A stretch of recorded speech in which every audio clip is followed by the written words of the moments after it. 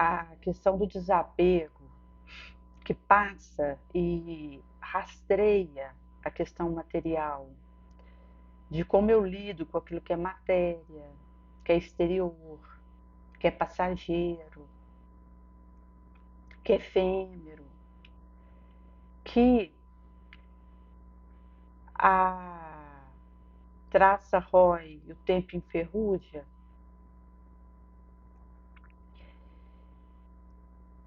é uma aquisição que parece simples, mas é um ponto que pode pegar e que dá se eu não busco esse trilha de todo momento. E nós estamos numa sociedade que valoriza ganhar e guardar dinheiro, mesmo quando já há o suficiente guardado para caso de uma emergência. Se existe ali um pé de meia, um pezinho de meia básico para um emergencial, se eu começo a ganhar mais dinheiro, eu sou incentivada até pelo sistema bancário que existe a investir aquilo, porque tem que render, buscar o rendimento melhor. E até a parar esse dinheiro numa previdência privada. Quando se fala de uma população onde você pode ter acima de 70% que vive de um salário mínimo. E a questão daquele que ganha mais acabar blindando, fazendo um espelho desse dinheiro parado, numa previdência privada, com o objetivo de oferir um valor corrigido, opinamente, para quando aquilo for retirado uma suposta aposentadoria de viagem, sonho e água de coco. E essa é uma questão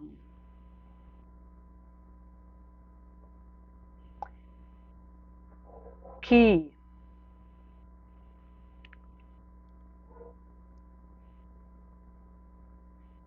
precisa ser olhada e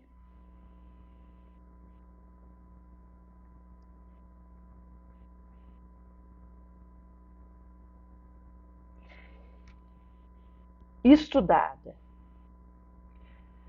Inclusive, quando se tem um levantamento recente,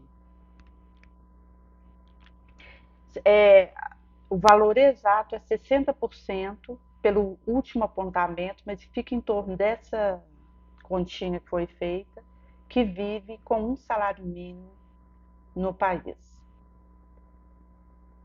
E isso diz da questão da desigualdade que passa pela minha necessidade de me apegar ao que é passageiro, aquilo que é efêmero, aquilo que eu não levo quando eu for embora daqui. Até porque o único objetivo de eu ter vindo para cá é fazer o bem. O único.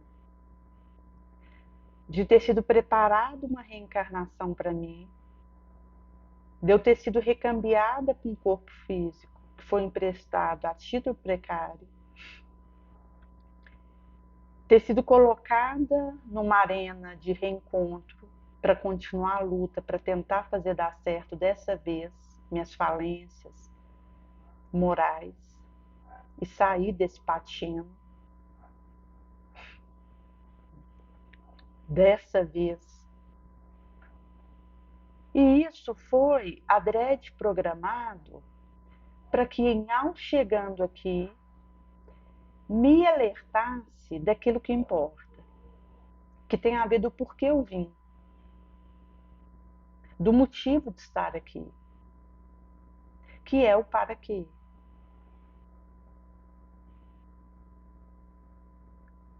Porque quem tem um para quê suporta qualquer como.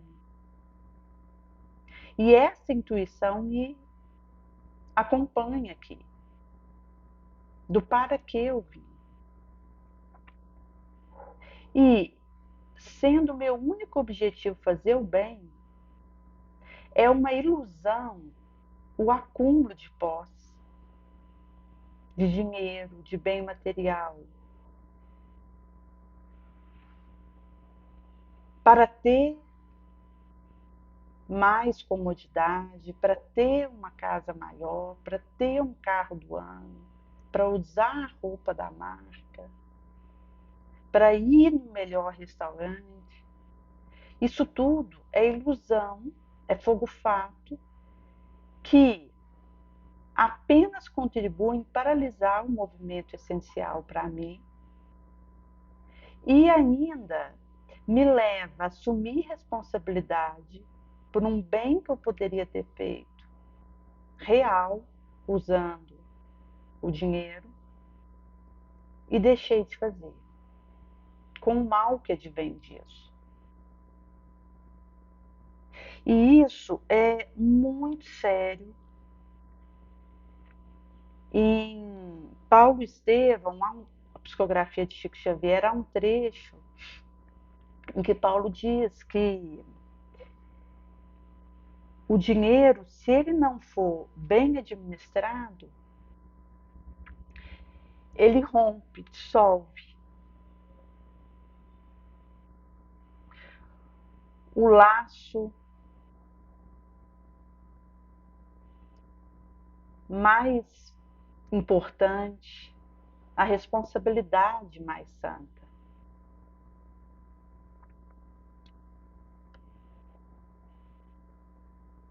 Isto é, se eu não tomo cuidado com a forma como eu administro a minha ganância, a minha ansiedade com o futuro, o meu medo, a minha fragilidade, o meu egoísmo,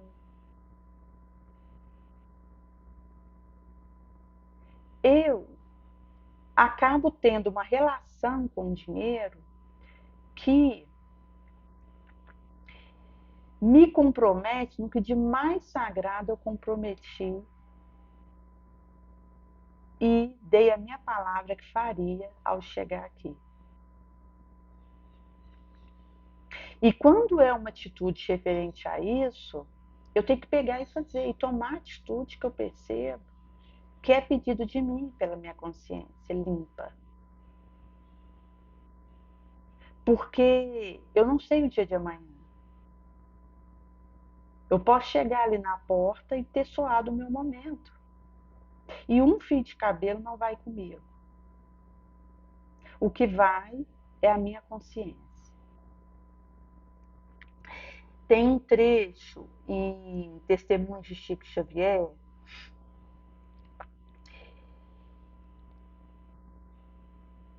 do capítulo 31,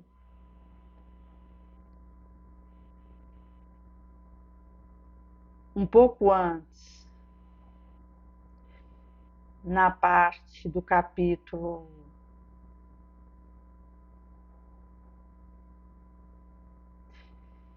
que fala de uma herança que o Chico recebeu, capítulo 26.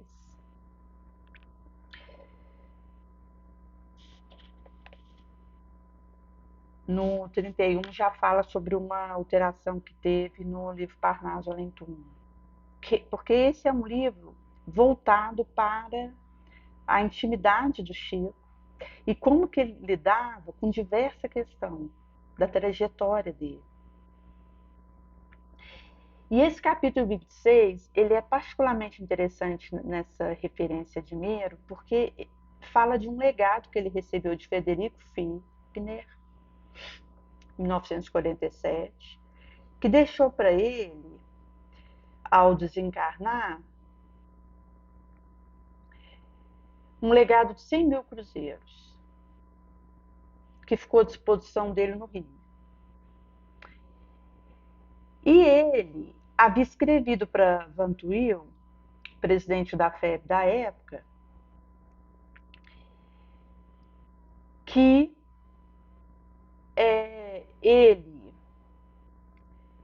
iria homenagear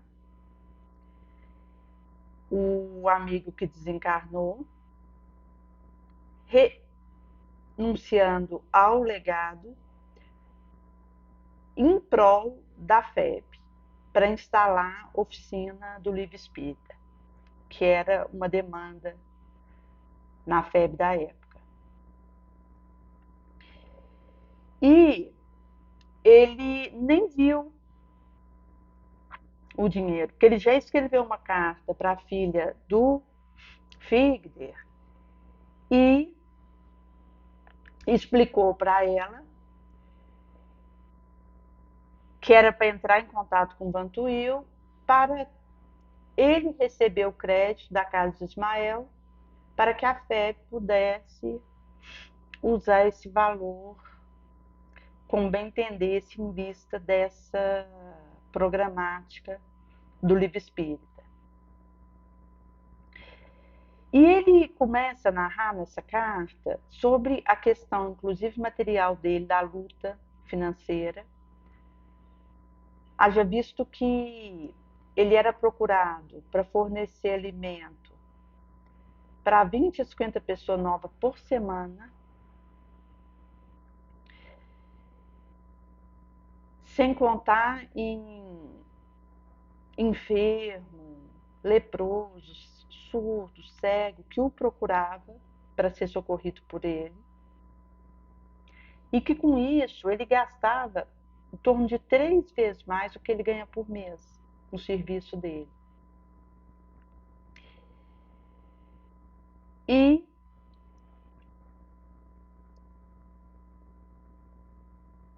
explicou que não faltava a ele nada porque o senhor Manuel Jorge Gai o auxiliava na luta,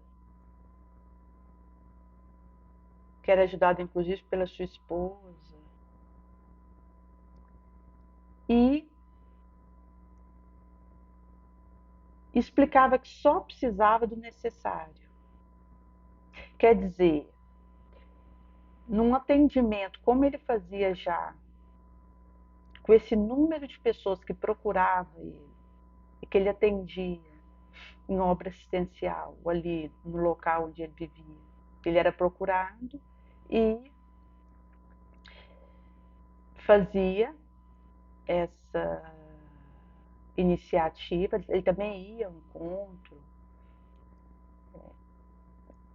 para que fosse possível fazer essa reunião. Então era esse recebimento, acabava ocorrendo de quem precisasse e era ajudado. E abriu mão desse valor porque disse que para ele seria o necessário. E na obra assistencial já tinha quem o ajudava, porque com certeza com a ampliação do trabalho dele mediúnico, em que ele passou a ser conhecido e acabou tendo que sair do anonimato, porque não teve outra escolha, pela até característica do labor mediúnico que ele trouxe,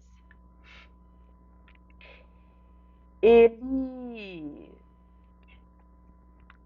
acabou que angariou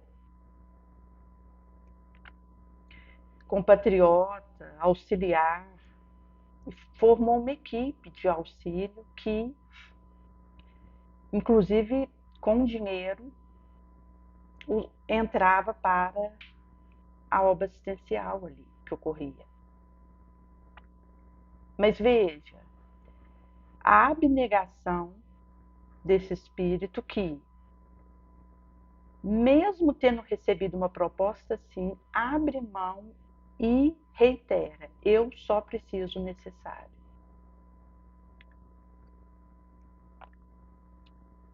Isso fora o que ele já doava do direito autoral do livro, que ele nunca ficou com um centavo, era doado para a FEB. Posteriormente, ele fez auxílio para outra editora do direito autoral para uma outra editora, mas a FEB é que deteve esse direito autoral do livro dele.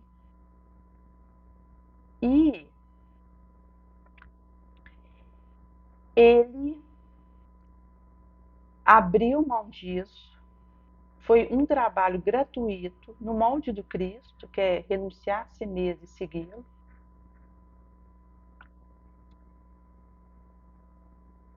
Inclusive, tem uma entrevista dele com o Gugu Liberato, em que ele vem a público nessa entrevista e usa a entrevista para dizer que não pode aceitar 1 milhão que ele havia oferecido para ele. Quer dizer, com certeza ele recebeu uma oferta no bastidor, e para se desatrelar daquele compromisso nefando que estava tentando se conectar com ele, ele usou o público, o estar com o microfone para a rede nacional, para dizer que a vida simples dele não permitiria ele aceitar aquele valor, que ele não poderia aceitar. Que ele tinha uma vida simples, e essa vida que ele continuaria a viver. Então, isso dá a perquirir que o próprio trabalho dele direcionou recurso para muita instituição benemerente de assistência, para centros espíritas, assistência de caridade. E é esse alerta para nós dessa relação com o dinheiro. Inclusive, ele teve um problema na sequência com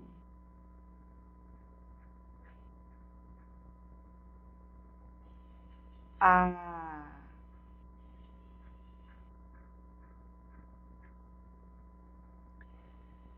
filha do Figner, que acabou não compreendendo a atitude dele.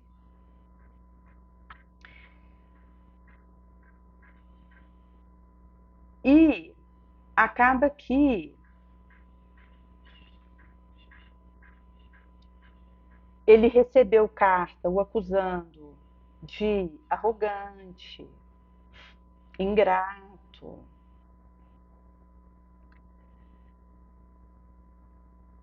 pretensioso, pedante. E a filha do Figner mesmo até que havia compreendido. Mas se criou uma situação em torno dele que deu até a impressão que aquilo, ao chegar a público, porque ele havia pedido descrição do caso, tomou um rumo turvado e havia parecido que até as filhas dele não haviam compreendido, mas da parte das filhas foi tranquilo. Houve essa incompreensão, essa inflexibilidade de entendimento daqueles que, em não compreendendo a atitude, não aceitou. E é sabido que, mesmo se ele tivesse aceitado, ele teria sido usado para acusar de que estava mercadeando com a sua mediunidade e se valendo disso para benefício pessoal financeiro. E essa é a intenção da sombra. Para quem está sendo luz e auxiliando o outro, a sombra tenta pegar ele a algum ponto desprevenido para usar isso para inviabilizar a sua prática e alardear que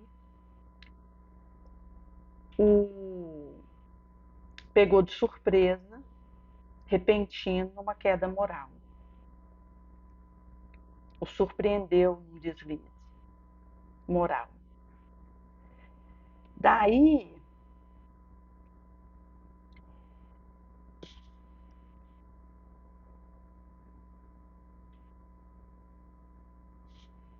e ele termina e diz: o tesouro da consciência é a paz, e isso eu levo comigo. Daí que é preciso ter a maior cautela com a questão financeira, daquilo que o Cristo pede de mim, do que ele me diz, me mostra,